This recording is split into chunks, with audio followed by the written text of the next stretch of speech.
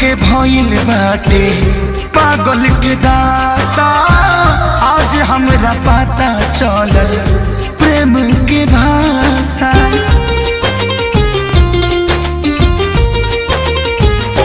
हाँ पगली के भइल बाटे पागल के दासा। आज हमरा पता चलल प्रेम के भाषा। रोते रोते मिले हमसे आयल बड़ी, रोते रोते मिले हमसे आयल बड़ी। हमर जान आज हरदी से लटाइल बड़ी, हमर जाना आज हरदी से लटाइल बड़ी।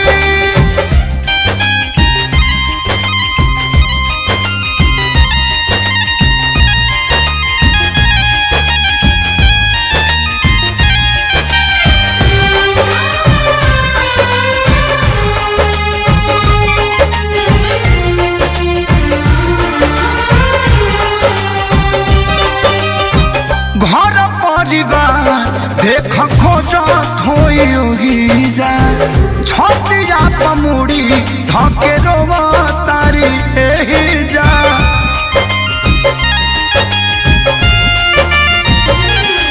हथवा के मेहंदी मिटावेली इ तो हमरे के समझावेली।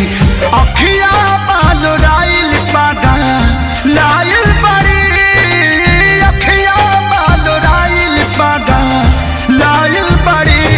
हमर जान आज हरद से लटाइल बड़ी। हमर जाना आज हरद